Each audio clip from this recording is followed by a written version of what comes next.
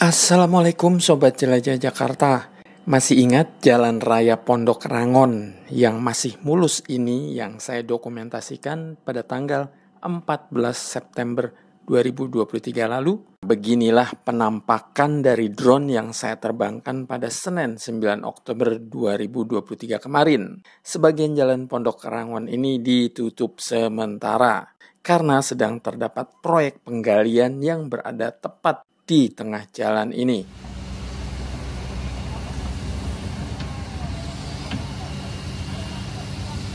Sobat Jelajah Jakarta, di episode ini saya kembali mengajak Anda untuk melihat progres proyek pembangunan saluran drainase yang dilakukan oleh Sudin Sumber Daya Air SDA Jakarta Timur di Pondok Rangon, Kecamatan Cipayung, Jakarta Timur. Di mana sebagaimana Anda sudah ketahui sebelumnya, proyek saluran drainase ini menggunakan sistem yang jarang digunakan di tanah air, yakni sistem jacking. Sobat Jelajah Jakarta, untuk mengetahui progres proyek pembangunan drainase dengan sistem jacking ini, alhamdulillah saya ditemani oleh Pak Tombang Lumban Raja ini selaku pelaksana proyek dan juga Mas Isfaki selaku pimpinan proyek. Mereka mengajak saya untuk berkeliling melihat progres proyek yang berada di Jalan Swadaya Pondok Rangon, Jakarta Timur ini. Lokasi pertama yang akan ditunjukkan ke saya adalah lubang di JP1, di mana ada pipa yang sudah menembus dari JP1 ke JP2.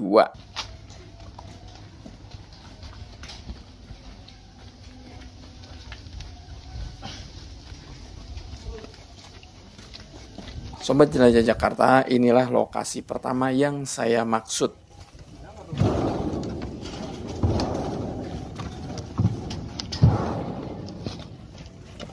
Kalau untuk progres kita sendiri secara menyeluruh saat ini sudah mencapai 73% Pak dari nilai kontrak kita. Jadi yang mana pekerjaan jacking 2 section sudah selesai dari ada kita dinamakan starting pit, arriving pit. Starting pit 1 menuju starting pit 2 setelah tembus, baru starting pit 2 ke starting pit 3 sudah tembus, tinggal 1 section lagi. Itu juga lagi proses jacking Pak. Itu dari panjang pipa 50 meter saat ini telah mencapai 30 meter, tinggal 20 meter lagi, mungkin 10 hari lagi tembus Pak. Tembus itu untuk pekerjaan jackingnya. Seperti yang sekarang ini kita ada pit kita ini namanya starting pit Pak. Jadi pipa sekarang sudah terpasang Pak ini. Kita kalau mau lihat boleh kita langsung lihat ke bawah sekalian posisi pipanya Pak, kita lihat ke bawah. Nih kebetulan tangganya udah dibongkar Pak karena sudah untuk pergunakan ini, tinggal pekerjaan pembuatan manhole-nya. Sobat Jelajah Jakarta, perlahan Pak Tombang turun untuk memperlihatkan saya pipa beton yang sudah terpasang. Ini Pak, pipanya udah terpasang nih. Dari JP1 menuju JP2 sudah tembus. Boleh kita masuk, dan ini ada sepanjang sekitar 30 meter. Kita masuk mau lihat ke dalam. Nah ini Pak, nih sekalian dicek elevasinya. Sobat Jelajah Jakarta, bersama Pak Tombang dan Mas Isfaki, saya menjelajahi gorong-gorong sepanjang 30 meter dari JP1 ke JP2 ini. Mohon maaf ya, agak gelap di gorong-gorong ini karena memang tidak mendapatkan cahaya. Ini panjang pipa ini sendiri 30 meter Pak ini. 30 meter. Sebanyak 12 batang. Panjang pipa satu batang itu adalah sekitar 2,43 meter Pak. Nah kita udah hampir sampai ini di JP2. Nah ini kita udah sampai Pak di sini. Ya ini JP2. Kita tadi dari JP1 menuju JP2 udah tembus nih.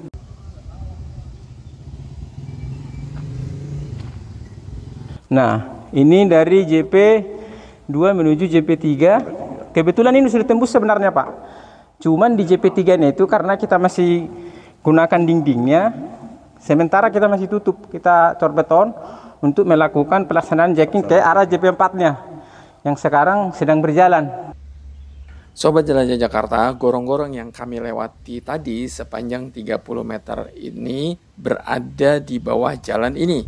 Jadi bisa dibayangkan ya, nanti jika semua pipa beton sudah terpasang, maka air akan mengalir di bawah tengah jalan ini. Termasuk air hujan yang biasanya menggenangi jalan swadaya ini, nanti akan masuk ke dalam gorong-gorong yang sedang dibuat. Ini elevasi, ini kan agak beda nih Pak elevasinya nih. Nah kenapa? Jadi air itu nanti harus turun dari sini ke arah ke bawah, jadi DS-nya dari hulu ke hilir memang ada selisihnya sekitar 40 cm Pak. Jadi nanti di sini akan kita buatkan manhole boxnya nih Pak, yang chamber ukurannya sekitar 3x3, tingginya setinggi 5,5 meter Pak. Dan nanti akan dibuatkan tangga untuk akses orang untuk mempermudah turun ke bawah. Sobat Jelajah Jakarta, dalam kesempatan di episode kali ini, saya coba mewakili Anda yang sudah bertanya atau memberikan tanggapan di kolom komentar pada konten Jelajah Jakarta sebelumnya. Ada beberapa pertanyaan yang akan dijawab langsung oleh Pak Tombang. Kenapa ukuran pipa beton tanggung tidak menggunakan pipa 2x3? Ukuran pipa kita sendiri kan 1200 Pak ini, atau 1,20 m. Ini diameternya. Kalau masalah nggak tanggung sih, nggak tanggung sebenarnya.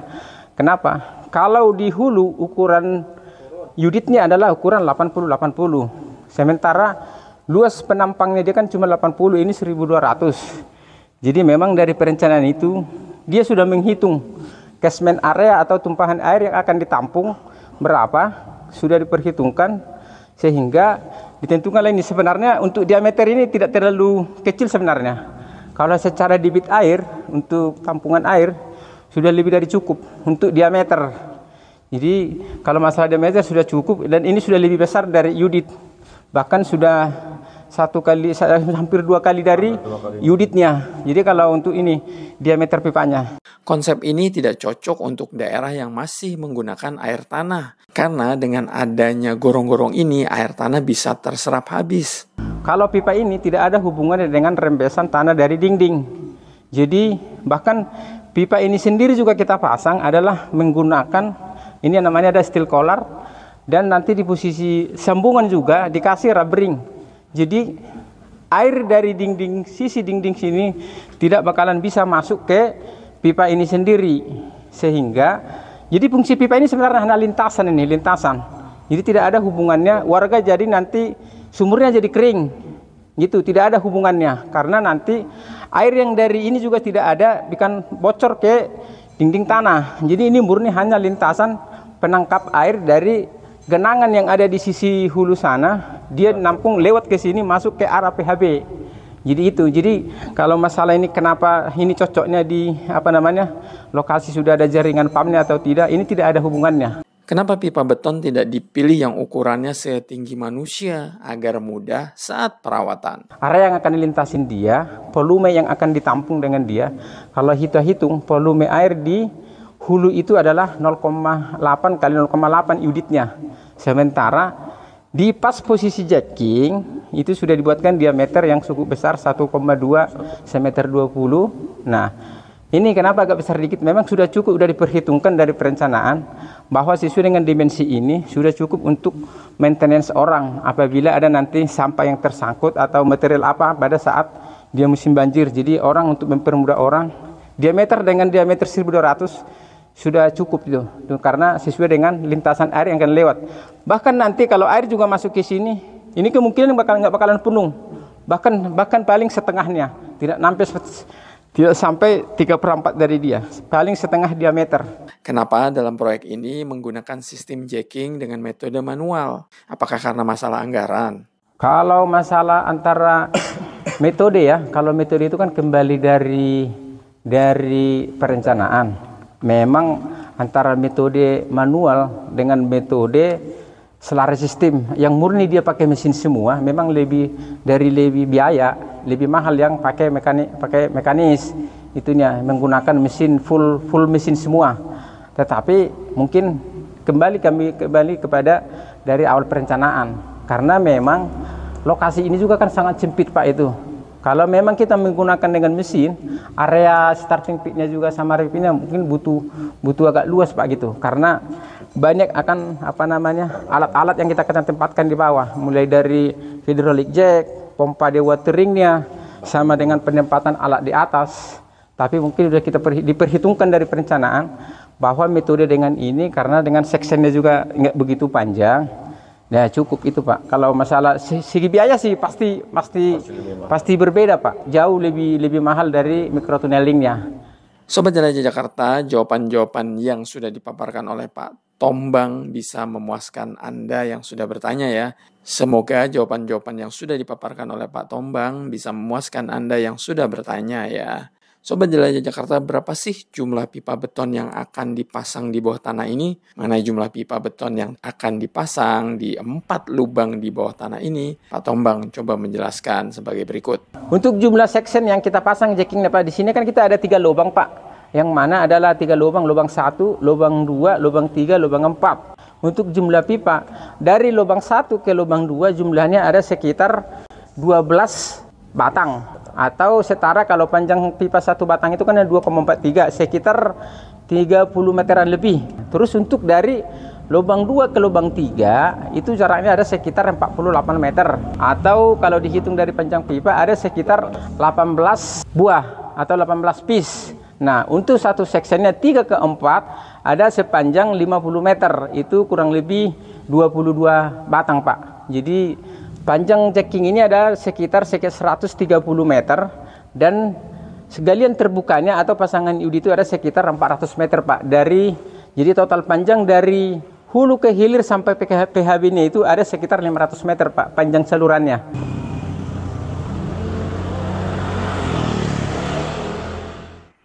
Sobat Jelajah Jakarta, tadi Pak Tombang sempat menyebutkan JP3. Di mana sebetulnya gorong-gorong dari lokasi JP2 ini sudah tembus ke JP3. Nah, Pak Tombang dan Mas Isfaki mengajak saya untuk bergerak ke JP3.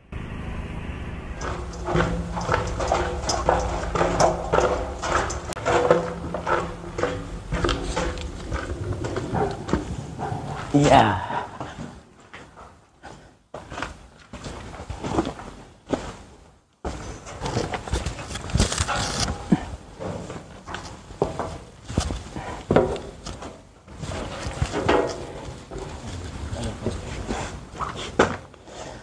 Selesai.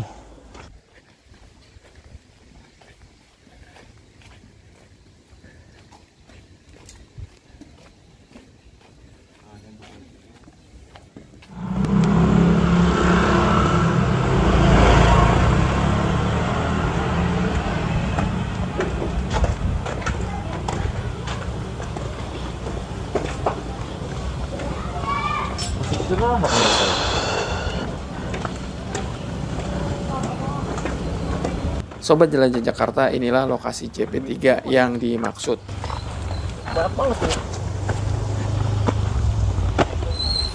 Tanah ini yang dikarung, memang sengaja kita masukin hasil galian manual dari bawah, kita karungi untuk mempermudah pengangkatan, dan untuk di atas juga nggak terlalu berantakan gitu Pak. Jadi memang kita angkut ini setiap malam hari Pak, dia posisinya. Ini nanti paling ini 2-3 mobil.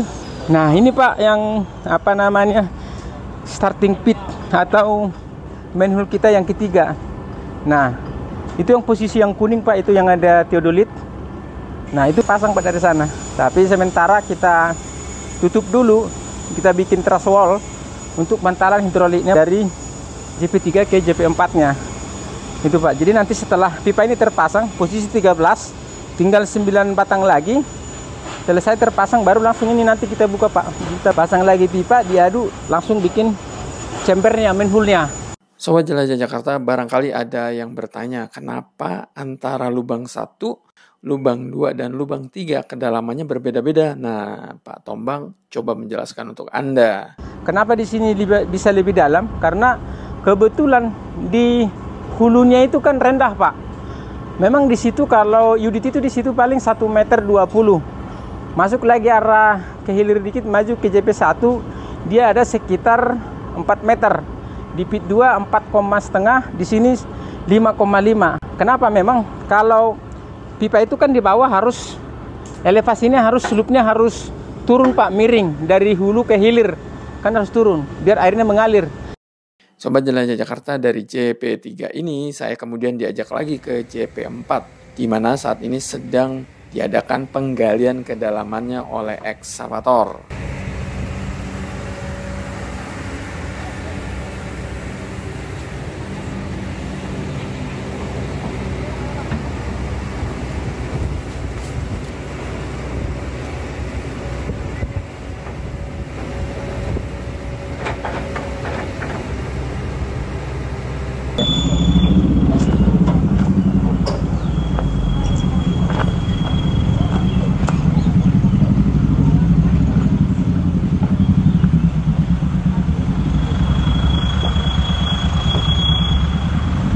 Nah, ini tanah galian kita stok dulu di sini Pak dia.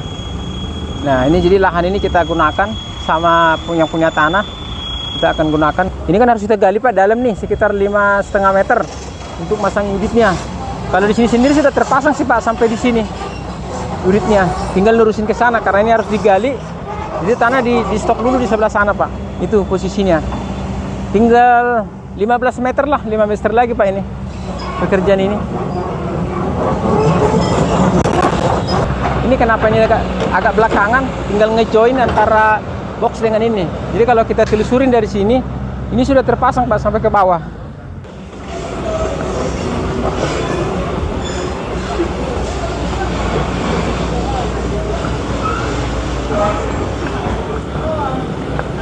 Nah, ini udah nyambung Pak, ini udah kita pasang.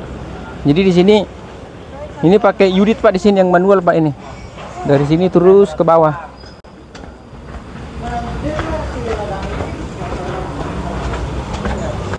Tembusnya ke sini. Inilah yang namakan di PHB itu. Saluran PHB-nya Pak, yang ini. Ini yang turun ke bawah ke sini Pak. Jadi ini udah terpasang nih Pak dari sini sampai ke sana Pak. Sobat Jelajah Jakarta, luar biasa bukan pekerjaan proyek saluran drainase di Jalan Swadaya, Pondok Rangon, Jakarta Timur ini. Meski proyek ini berada di wilayah yang bukan jalan protokol, namun pengerjaannya benar-benar sangat ngejelimet.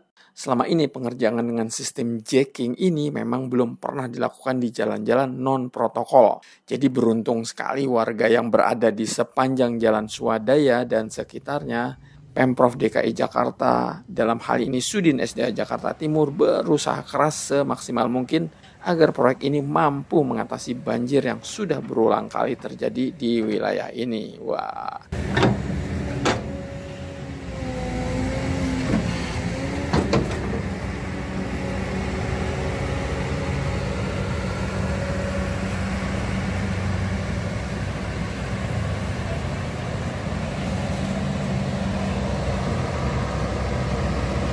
Sobat Jelajah Jakarta, demikian episode hari ini. Semoga konten ini bermanfaat. Nantikan episode update mengenai proyek pembuatan saluran drainase dengan sistem jacking ini hanya di channel Jelajah Jakarta.